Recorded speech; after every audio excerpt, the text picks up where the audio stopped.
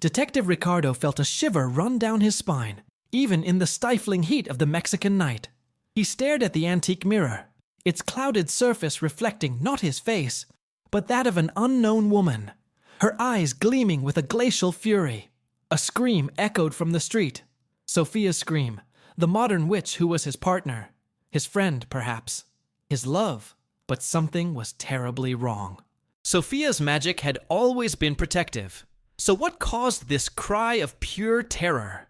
Ricardo knew that this time, the danger was greater, much greater than anything they had ever faced. What happened to Sofia? The Mexican night embraced the city with its warm, humid arms, but a sharp chill pierced Ricardo's heart. He couldn't get the image of the woman in the mirror out of his head. So real, so frightening, her eyes like infernal embers. Sofia's scream still echoed in his ears, a painful tear in the silence of the night. It was a scream of fear, of pain, a scream that froze the blood in his veins. Sofia, with her gentle magic, her serene strength, had never shown such profound fear. Ricardo ran, his heart pounding like a frantic drum in his chest. With each step, the image of that woman in the mirror became clearer, more menacing. The street was strangely empty, the shadows stretching like skeletal fingers, ready to grab anyone who dared to pass. The smell of rosemary, usually so comforting on Mexican nights, now carried a metallic tang, like blood. He reached the place where the scream had come from. Sofia's small house, enveloped in a strange, grey, opaque mist that seemed to suck the light from the stars. Ricardo hesitated only for a moment. He knew Sofia needed him. The attraction, more than just professional respect, had united them since their meeting in the case of the stolen grimoires.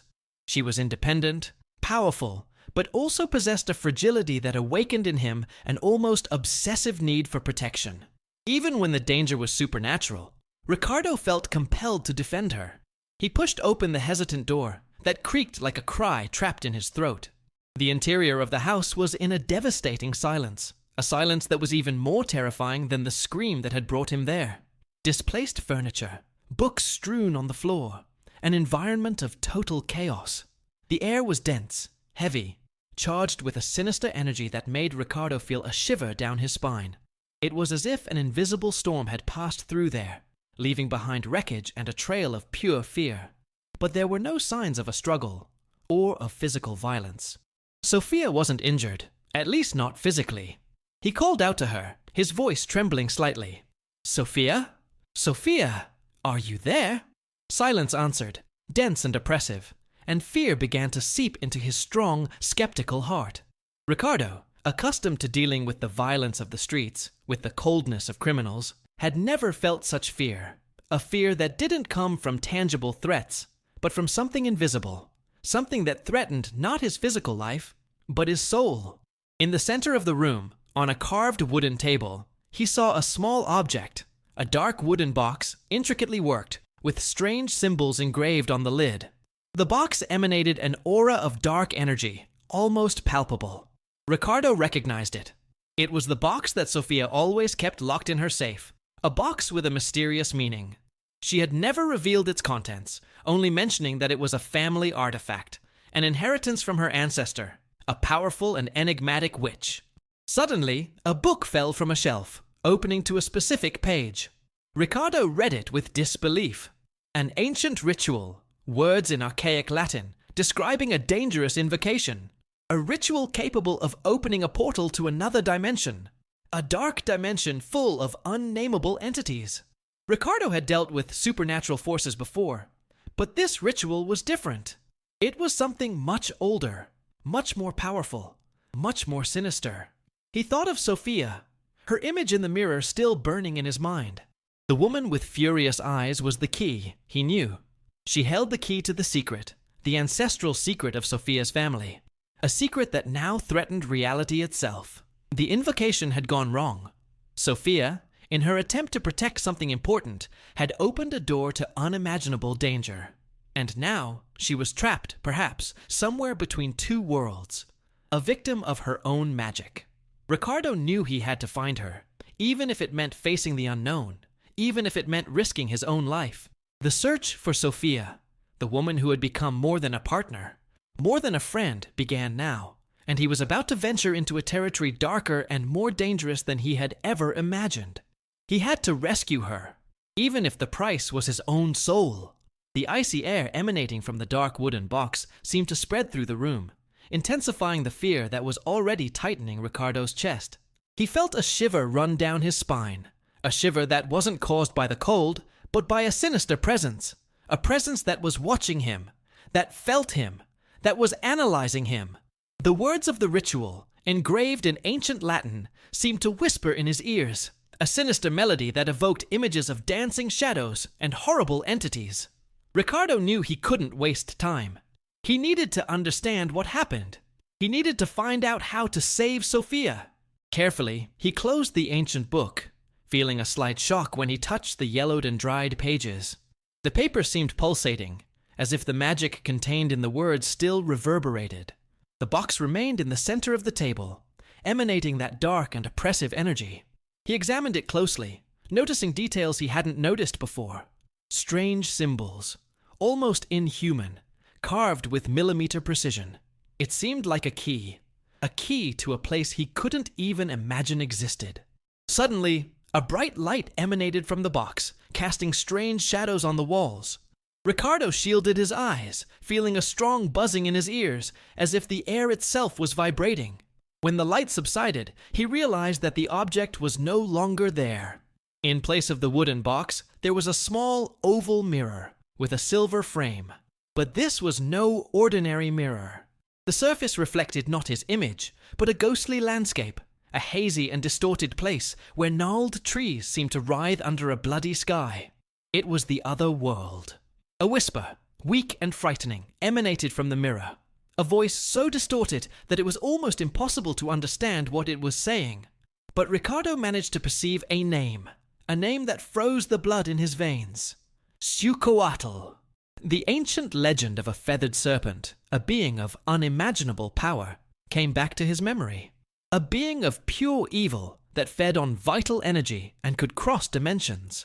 This was the danger that Sofia had unwittingly invoked. A deep fear, an ancestral fear, invaded Ricardo. It wasn't just the fear of death, but the fear of existence itself. The fear of facing an evil so ancient, so powerful. But he couldn't hesitate. Sofia was in danger, trapped in that terrible place, in that portal to the other world. He looked at the mirror, at that nightmarish landscape, knowing that he needed to cross it, even if it meant risking more than his own life. He took a deep breath, concentrating all his willpower, all his courage. Ricardo wasn't a superstitious man, but at that moment, he felt the need to connect with something greater than himself, with some superior force that could protect him in that hostile territory. He remembered the talisman that Sofia had given him, a small black stone with a mysterious inner glow. He held the amulet firmly, feeling a comforting warmth that eased the terror. He would plunge into that dark world, that world between two worlds, to rescue his friend, his partner, his love. The mirror called to him, and Ricardo, despite all his fear, found himself taking the first step, entering the portal that led to the unknown, to the place where Sofia was trapped, in the clutches of the ancient and terrible Xiucoatl. The journey would be long, dangerous, perhaps even without return. But Ricardo couldn't leave Sofia alone. He had to save her, at any cost. The Mexican night embraced the city with its humid and warm arms, but a sharp chill pierced Ricardo's heart. Sofia's scream still echoed in his ears, a scream of pure terror that had chilled him to the bone. He ran to her house, the small building enveloped in a gray, opaque mist that sucked the light from the stars. The smell of rosemary, normally so comforting, now carried the metallic scent of blood. Pushing open the hesitant door, he found a scene of chaos. Overturned furniture, scattered books, a devastating silence that was even more frightening than the scream. Sofia wasn't injured, but something terrible had happened. In the center of the room, a dark wooden box, intricately worked, emanated an aura of dark energy, almost palpable. It was Sofia's ancestral box, a mysterious object she had never revealed. A book fell, opening to a page with an ancient ritual, words in archaic Latin that described a dangerous invocation, capable of opening a portal to another dimension. Ricardo felt a shiver. This ritual was unlike anything he had ever faced. It was sinister, too powerful. The image of the woman in the antique mirror invaded his mind. Her furious, icy eyes, like infernal embers, were the key. Sofia, in her attempt to protect something, had opened a door to unimaginable danger. He thought of Sofia, independent and powerful, but also of that fragility that made him want to protect her. The attraction he felt for her, which went beyond friendship and professional respect, propelled him to face it. Ricardo, the skeptical detective, now confronted an ancestral fear. A fear that didn't come from physical violence, but from something invisible. Something that threatened his soul. He, who had dealt with relentless criminals, now felt a terror that paralyzed him. The words of the ritual seemed to whisper in his ears, evoking images of shadows and horrible entities. The box emanated an intense cold, and Ricardo felt a sinister presence watching him. He closed the ancient book, and the paper seemed to throb with the still, reverberating magic. Examining the box, he noticed strange symbols, almost inhuman, that seemed like a key to an unknown place. A bright light emanated from the box, and when the light subsided, the box had disappeared, replaced by a small oval mirror with a silver frame. But this was no ordinary mirror. The surface reflected a ghostly landscape, a hazy and distorted place, with gnarled trees under a bloody sky. It was the other world. A weak and frightening whisper emanated from the mirror, a distorted voice that uttered a name that froze Ricardo's blood. Xiucoatl, the ancient legend of a feathered serpent, a being of unimaginable power, came back to his mind. A being of pure evil that fed on vital energy and could cross dimensions. This was the danger that Sofia had unwittingly invoked, the terrible being that had trapped her in a place between two worlds. A deep fear, an ancestral fear, invaded Ricardo. It wasn't just the fear of death, but the fear of existence itself. But he couldn't hesitate. Sofia was in danger, trapped in the clutches of the ancient and terrible Xiucoatl. He held the talisman that Sofia had given him, a small black stone with a mysterious glow. The comforting warmth of the stone eased some of the terror that consumed him. He looked at the mirror, at the nightmarish landscape, and took a deep breath. Despite his fear, he would take the first step, entering the portal to that dark world, between two worlds. He would face the unknown, rescue his friend, his partner, his love. The journey would be long, dangerous, perhaps without return. But Ricardo couldn't abandon her. He had to save her, at any cost. He would cross the mirror, face Xiucoatl, for Sofia. Ricardo took a deep breath, the cold air from the other side of the mirror chilling his lungs. The distorted image of the world beyond was frightening, but the thought of Sofia, trapped in Xiucoatl's clutches, propelled him forward. He closed his eyes, held Sofia's talisman firmly, and took a step. The world changed abruptly. It wasn't a smooth transition, but an explosion of senses. The heavy, humid air, charged with a sour and metallic smell, like old blood and damp earth. Strange sounds like whispers and groans echoed in his ears. Grotesque trees, with twisted branches like bony arms, loomed over him, under a sky that burned in shades of blood red. He was in a dark and oppressive forest, a place where nature itself seemed to be agonizing. Ricardo tried to orient himself, but the forest was a labyrinth of shadows and mysteries. Each tree seemed to watch him. Each shadow seemed to move of its own accord. Fear. Yes, a cold fear that froze his bones, invaded him. But the memory of Sofia's terrified face in the mirror prevented him from retreating. He needed to find her. He followed a narrow path, the dry leaves under his feet making a rough sound, which sounded like a whispered warning. With each step, the feeling of being watched intensified. He could feel the eyes on him, invisible, penetrating eyes that analyzed him, that judged him. It was a horrible, oppressive feeling that made him want to run away, but he knew he couldn't. Sofia was somewhere there, lost and frightened, waiting for him. Suddenly, a scream tore through the silence of the forest. A familiar scream, a scream of pure despair that made Ricardo's heart stop. It was Sofia's voice, weaker, more anguished than he had ever heard. The scream indicated the direction, a tortuous and winding path that he followed desperately, increasing his pace with each step, driven by despair. He finally saw her. Sofia was cornered between two monstrous trees, trapped by thick, dark roots that seemed to have a life of their own. Her eyes were wide, full of terror, her breathing ragged. But what really shocked him was what she was carrying in her arms. A small baby, sleeping serenely. A baby with dark scales and bright eyes, too bright, as if they were incandescent embers. Before Ricardo could approach, a gigantic shadow fell upon them. An imposing shadow which obscured the bloody sky and cast an even denser darkness over the forest. The shadow materialized into a colossal serpent, with obsidian feathers and eyes that gleamed with infernal fury. Xiucoatl. Ricardo felt a deadly chill run down his spine. He stared at the creature, his heart pounding in his chest like a frantic hammer.